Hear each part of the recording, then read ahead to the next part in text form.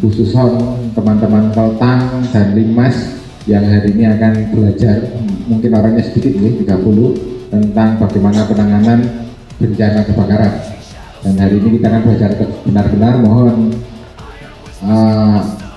menjadi perhatian karena bermain api itu berbahaya. Maka kita memiliki standar-standar yang harus ditetapkan benar-benar. Syukur alhamdulillah kita bisa bersilaturahmi di sini, dan nanti ini bagian dari ikhtiar kita untuk menyiapkan potensi masyarakat ini dalam menghadapi bencana. Salah satunya nanti temanya adalah bencana kebakaran dan gangguan keselamatan manusia atau makhluk hidup. Jadi yang perlu kami sampaikan adalah bahwasanya ancaman bencana kebakaran ini, apalagi gangguan keselamatan manusia dan makhluk hidup, luar biasa di Kota Malang. Ya. Jadi tahun 2024 kebakarannya ada banyak di Kota Malang, 35 kejadian kebakaran. Tapi penyelamatan lebih banyak, 197 gangguan keselamatan. Contohnya apa? Nama saya Pandu Rizky Darmawan sebagai Kepala UPT Pemadam Kebakaran Kota Malang. Saya tidak sendiri, saya di sini membawa dua anggota saya, Mas Gali Joko dan Mas Fala. Oke, tugas pemadam kebakaran ada evakuasi satwa itu ya, itu ada biawak, terus kemudian ada pelepasan cincin, dan kemudian pemadaman kebakaran. Jadi yang jenengan tahu, kok damkar nangkapin ular gitu kan ya. Jadi ini sekilas tugas pemadam kebakaran, jelas pencegahan dan pengendalian kebakaran, kemudian pemadaman kebakaran, pemberdayaan masyarakat, penyelamatan rescue, dan penanganan bahan berbahaya dan beracun. Jadi kegiatan kita malam hari ini di sini adalah salah satu tusi dari damkar, yaitu kegiatan pemberdayaan masyarakat. Oke, jenis-jenis alat pemadam kebakaran. Jadi ada dua metode pemadaman, tradisional dan modern. Tradisional itu yang nanti akan kita praktekkan ya, pakai karung goni atau pakai kain yang dibasahi, yang penting kain itu tebal. Dan yang selanjutnya juga bisa menggunakan pasir. Nah, biasanya kalau jenengan di pom bensin ada tong-tong berisi pasir, nah itu adalah cara paling sederhana, cara paling mudah untuk memadamkan api. Selanjutnya secara modern yaitu ada apar ya, nanti kita juga akan praktekkan pakai apar. Selanjutnya ada fire blanket. Fire blanket itu adalah selimut tahan api. Selanjutnya hidran pilar. Hidran pilar itu biasanya jenengan yang ini di pinggir-pinggir jalanan Kota Malang ini warnanya merah, biasanya di taman pinggir jalan atau di atas trotoar ya. Kalau ada alat itu tolong sambil sama-sama dijaga, karena itu tidak dipergunakan untuk umum ya, tapi itu khusus untuk kegiatan urgensi. Itu adalah pipa-pipanya PDAM yang memang disiapkan khusus untuk rekan-rekan damkar maupun BPBD ketika membutuhkan. Oke. Apa itu api? Api kecil jadi kawan, api besar jadi lawan. Api kecil contohnya orang masak ya. Api besar sudah jelas kebakaran. Cuma esensi dari kebakaran itu bukan dari besar atau kecilnya api. Api ini adalah suatu reaksi rantai kimia yang dikenal dengan pembakaran. Jadi menurut Essential of Firefighting, kemudian menurut David T. Gold, api adalah suatu proses oksidasi cepat yang umumnya menghasilkan panas dan nyala. Api adalah suatu reaksi kimia yang berwujudkan bahan bakar, panas, dan oksigen yang umumnya menghasilkan panas dan nyala. Jadi api itu tidak moro-moro ujuk-ujuk nyala gitu ya, ujuk-ujuk muruk. Api itu ada unsurnya, ada bahan pembentuknya. Nah ini unsur api. Unsur api itu pertama ada oksigen, ada bahan bakar, dan ada panas. Yang dimaksud dengan oksigen adalah udara yang ada di lingkungan kita. Jadi kalau di ruangan ini sudah ada oksigen, berarti bisa saja terjadi kebakaran. Yang selanjutnya bahan bakar. Bahan bakar itu bisa berupa benda padat maupun benda cair lainnya. Benda padat itu contohnya kursi yang jenengan sekarang lunggui, baik dari kayu maupun dari busa dan lain-lain, itu adalah benda padat. Yang ketiga panas. Panas itu bisa langsung dari paparan sinar matahari secara alamiah maupun panas yang kita buat dari korek api. Jadi kalau di ruangan ini sudah ada oksigen dan bahan bakar, berarti sudah terpenuhi 2 unsur. Iso sawaya-waya kobong kita di sini. Tinggal kita tunggu unsur panasnya. Nah, apa itu kebakaran? Ini adalah lanjutan dari yang tadi saya sampaikan. Esensi kebakaran itu bukan dari besar kecilnya api ya. Selama api itu bisa kita kendalikan, selama itu masih dalam kehendak kita, berarti itu belum terbakar, belum masuk kebakaran. Contoh, ini taplak meja ini. Kita merokok, kemudian utisnya atau putungnya nggak sengaja jatuh ke taplak meja, nyala, yang terbakar hanya taplak. Itu besar atau kecil? Kan kecil ya, mung taplak sing kobong, mejanya enggak. Tapi itu tidak terkendali dan tidak kita kehendaki, berarti itu kebakaran skala kecil istilahnya begitu. Kemudian kebakaran itu ada jenis-jenisnya, dan tidak semua kebakaran, tidak semua jenis kebakaran itu cara penanganannya sama. Yang pertama ada kebakaran kelas A, yaitu pembakaran benda padat selain logam. Kayu niki kobong, mebel jenengan kobong, selain logam selain besi, itu masuk ke kebakaran tipe A. Kemudian kebakaran tipe B, ini pembakaran benda cair dan gas, misalkan kobongan pom bensin atau pom mini, atau warung peracangan jualan bensin eceran terbakar. Nah, itu masuk ke kelas B. Pembakaran listrik. Nah, kebakaran listrik ini dari konsleting listrik, atau sering di Kota Malang sekarang laporan masuk ke kami itu trafo meledos. Trafo meledos biasanya kena layangan atau kena apa. Nah, itu ke kelas C. Kemudian kelas D, ini pembakaran benda logam. Umumnya terjadi di kota, kabupaten, atau daerah industri. Ini di Kota Malang jarang sekali terjadi dari benda logam. Kemudian kelas K, kebakaran rumah tangga yang berasal dari endapan lemak dan minyak. Biasanya ini terjadi bukan di rumah tangga tapi di industri-industri makanan.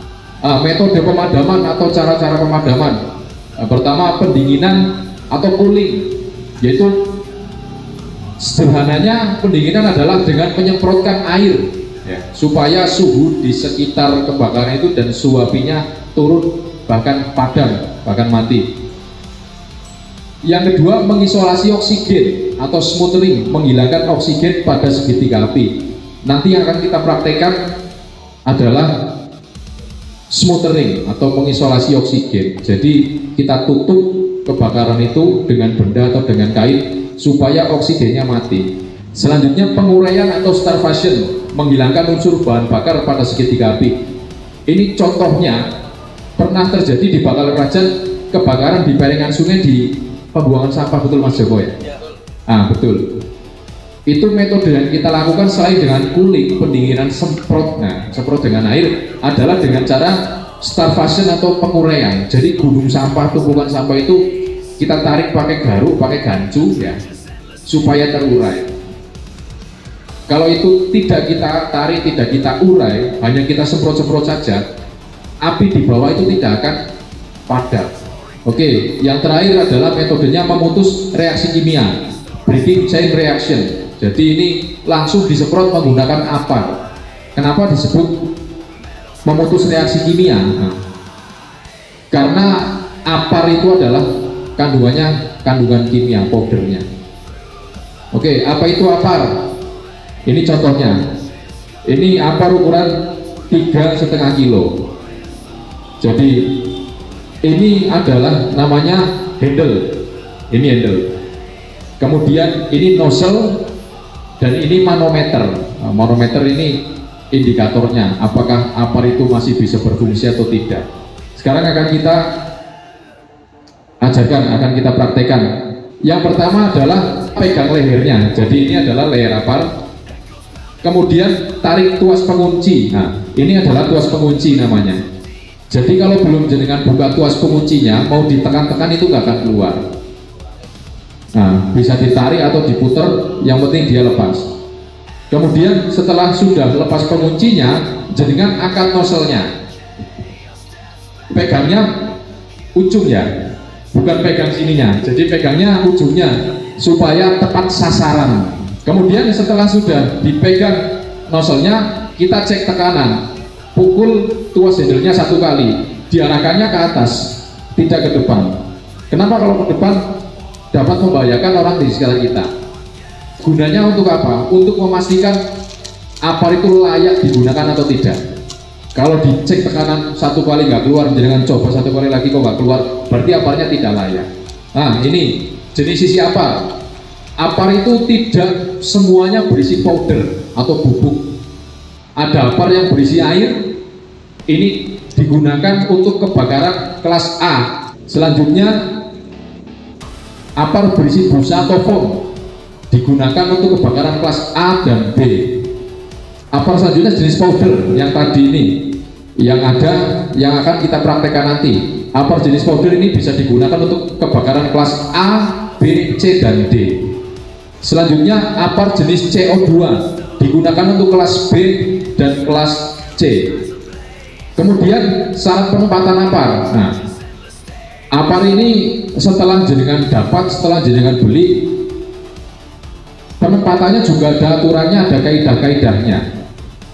Tidak disingit noning kamar atau ditaruh di dalam rumah, itu tidak, atau digeletakkan di lantai, bahkan disimpan di atas lemari, itu tidak.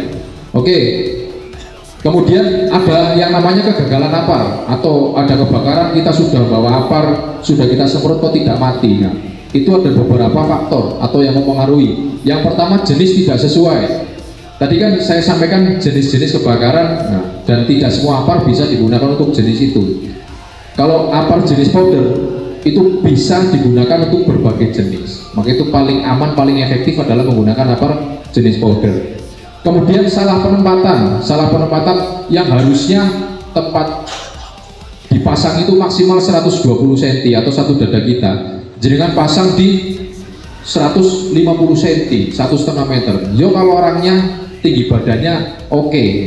Kalau ngapunten orangnya tinggi badannya semampai atau semeter kotor itu ya, semeter gak teko ya, kesulitan ngambil aparnya, maka itu percuma ono apar tapi gak iso digawe, bukan gak iso digawe, diambil aja kita nggak bisa kan, itu kesulitan ngambil.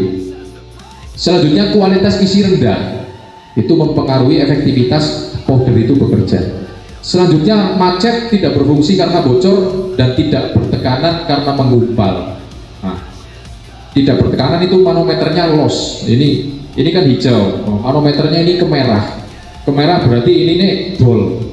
Yang selanjutnya petugas belum terlatih, ini menjadi faktor juga yang mempengaruhi, yaitu petugas harus paham cara penggunaannya.